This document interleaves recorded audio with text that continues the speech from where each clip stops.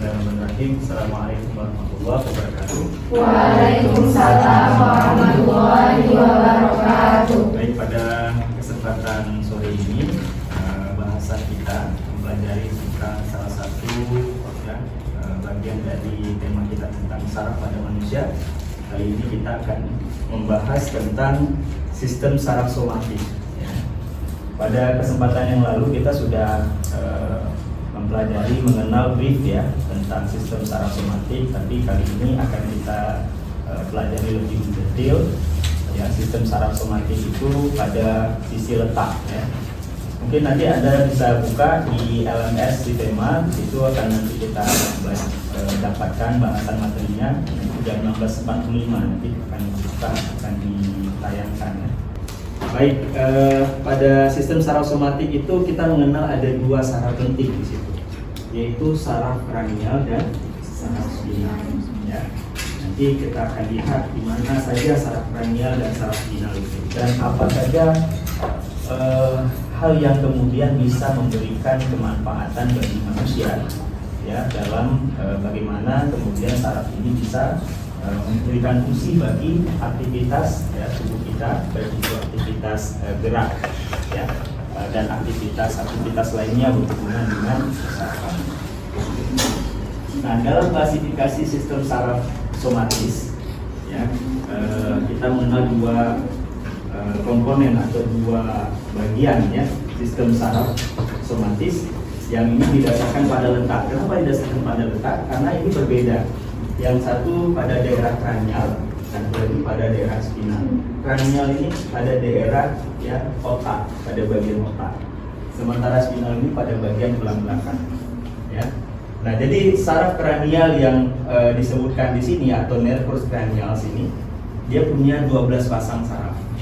Nah, ini akan kita kenali lebih banyak tentang 12 pasang saraf ini, karena dia akan menghubungkan dengan saraf-saraf yang ada di otak kita.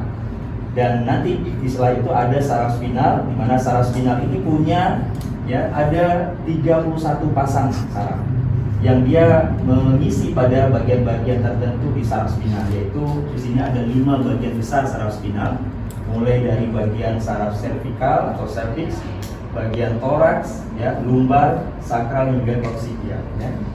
Ini kemarin kita sudah jelaskan 5 bagian itu sedikit banyak, dan sempat kita coba evaluasi mana nih, takutnya salah nih Ada beberapa yang mungkin keliru, tapi yang jelas di situ kita bisa bedakan mana bagian cervical. Cervical itu yang menghubungkan pada bagian batas antara otak leher sampai bagian punggung, kemudian torak itu tentu bagian dada, kemudian lumbar, kemudian sakrum ini bagian punggung bagian, kemudian coccygeal ini bagian tulang ekor.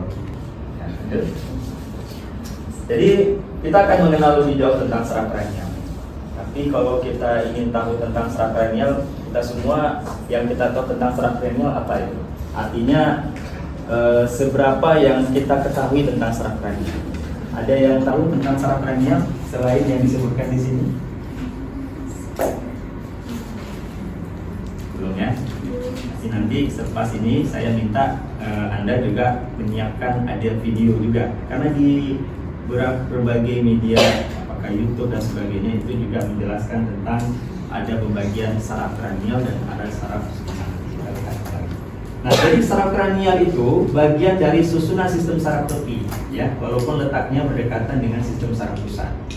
Jadi saraf kranial ini terhubung ke organ-organ di tubuh manusia, termasuk mata, telinga, hidung, tenggorokan, dan lain-lain. Karena di saraf kranial ini ada 12 pasang, dan 12 pasang inilah yang menghubungkan aktivitas gerakan-gerakan fungsi tubuh kita, termasuk alat organ indera kita. Nah, kemudian lanjut. Nah, ini kita lihat ini bagian-bagian dia berada di otak, saraf kranial ini makanya disebut kranium, kranium itu otak.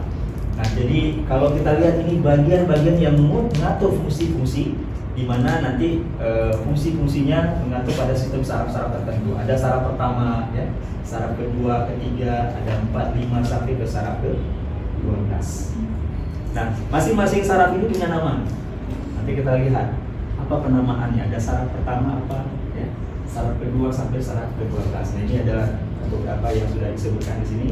Ada aksesori, ini saraf ke-11, hipoglosal, ini saraf ke-12. Ya, kalau lihat di sini, dia mulai dari saraf pertama. Mana saraf pertama kita lihat? Nah, itu bagian ini ya, olfaktori. Ya. Ini bagian olfaktorius, saraf olfaktorius namanya. Saraf yang menghubungkan ya kondisinya pada bagian hidung ya, sensori. Jadi kalau penciuman itu saraf olfaktorius. Dia bertanggung jawab.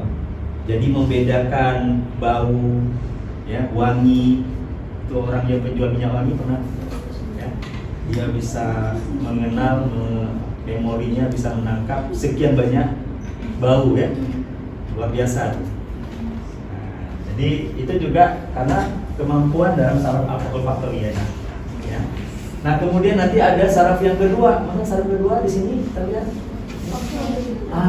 Optik ya, saraf optik. Ini juga dia sifatnya sensori. Jadi kemampuan bagaimana kita bisa mendapatkan ya bayangan atau gambar atau sesuatu yang kita tangkap dari mata. Saraf optikus. Jadi kita bahas kemarin, kalau kita hari ini melihat sesuatu ini, yang kita lihat ini sebenarnya cahaya, ya, pantulan atau masuknya cahaya dalam mata kita, sehingga dengan itulah kita bisa melihat. Nah, kemudian baru kita bisa membedakan, bisa mempersepsikan apa yang kita lihat. Makanya kalau orang yang baru pertama kali hadir atau matanya baru berfungsi, dia pertama sekali silau melihat. Kenapa? Ada cahaya yang keluar, yang masuk di matanya. Nah, itulah mengapa disebut sensori, karena dia saraf-saraf sensori ya, mempersarafinya. Itu di optikus ya. Kemudian yang berikutnya ada yang disebut dengan saraf apa lagi? Yang ketiga mana? Iya, oculomotor ya. Jadi ini dia dia ya. Kita mungkin kalau nggak lihat ini posisinya. Nah, ini oculomotorius ya. Jadi posisinya semua mata ya, otot-otot mata ya, kecuali pada bagian-bagian yang bukan termasuk di situ adalah saraf keempat dan keenam. Nah, nanti di sini di oculomotor ini nanti ada bagian-bagian yang termasuk di situ gerakan bola mata ya. Nah, jadi bukan hanya sekedar masuknya itu ya, tapi gerak kiri kanan ya. Jadi kalau orang yang mengalami satu kondisi masalah stroke ya, jadi biasanya ada gerakan bola matanya tidak sempurna ya, atau terjadi kadang-kadang seperti kedipannya itu tidak sama ya, misalnya seperti itu. Nah, jadi oculomotoris ini yang mengatur gerakan dari bola mata kita. Nah, jadi ada begitu banyak ya saraf yang ada pada saraf kranial ini, yang banyak fungsinya adalah untuk menggerakkan ya hampir semua bagian tubuh kita. Tidak hanya organ panca indera, termasuk anggota gerak kita. Ya, oke, kita lanjutkan. Ya.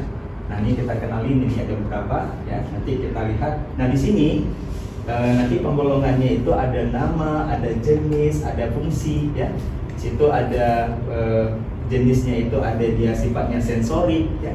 Ada yang sifatnya motorik, dia motorik aja.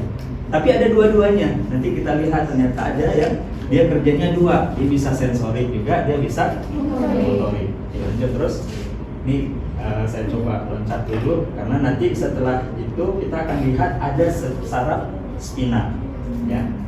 Nah, ini beberapa saraf yang harus kita kenali. Karena apa? Karena di sinilah kita bisa mengetahui ternyata organ-organ tubuh kita ini, yang gabungan ini maksudnya dia juga sensorik dan juga motorik ya.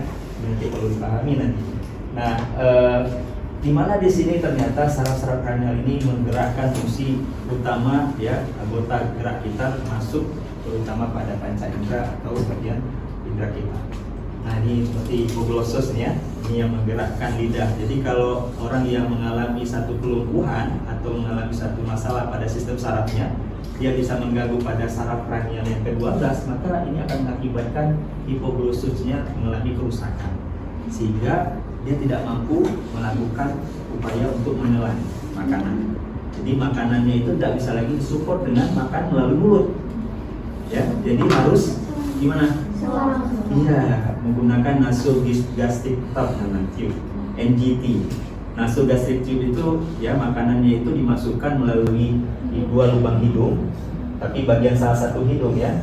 Tapi nanti itu dihubungkan dengan saluran menuju ke saluran pencernaan. Ingat di situ ada dua saluran, jadi makanya ketika memasukkan selang NGT itu memang nanti akan dilakukan ya aspirasi dulu. Kenapa? Jangan sampai salah. Masuk ternyata rupanya nggak masuk ke lambung, masuknya ke paru-paru. Akhirnya apa? Makanya kalau ketika dimasukkan itu perawat ya di medis itu masukkan selang itu ke dalam, itu nanti ada jaraknya ya, diberikan ininya, aspirasi dulu. Aspirasinya bagaimana? Itu selangnya dimasukkan ke air. Kalau ada gelembung-gelembung berarti saluran selang tadi itu ternyata masuk ke paru-paru. Maka itu harus ditarik lagi, diposisikan lagi dengan posisi. Nah, jadi begitulah ya kerja daripada tim medis kita, bagaimana mengupayakan agar makanan bisa masuk, karena makanan penting bagi kondisi pasien ketika dalam kondisi dia tidak mampu untuk menggerakkan lidahnya. Karena bukan hanya sekedar masuk makanan sebenarnya ya kan, tapi gimana di situ fungsi lidah adalah di samping dia mengupayakan adalah makanan itu bisa mendapatkan enzim-enzim di dalam mulut ya. Nah, kemudian dengan itu memudahkan ya pencernaan kita, makanan itu bisa dicerna dengan baik di dalam tubuh kita. Tapi kalau makanan yang langsung masuk ke lambung itu pastinya bukan lagi dalam bentuk nasi ya, tapi sudah bentuk makanan yang sudah terurai ya, sudah dalam bentuk cairan sehingga dia bisa dioptimalkan di lambung untuk pencernaan. Inilah saraf kranial yang ke-12 ya kita lihat. Nah, berikutnya kita lanjut ya. Nah, ini kita coba inikan dulu ya. Kita coba lihat di saraf yang spinal ya. Kita lanjut aja slide-nya. Kita nanti akan bahas kembali. Tapi dari penjelasan ini kira-kira ada pertanyaan nggak? Ya. Silakan. Siapa namanya? Asmaul Husna ya. Gimana? Ketika dimasukkan selang ke dalam hidung tadi kan untuk makanan kan, apakah pernapasan terhalang atau enggak? Ya, memang itu tindakan salah satu tindakan yang memang diperlukan dalam hal upaya untuk memenuhi kebutuhan makan.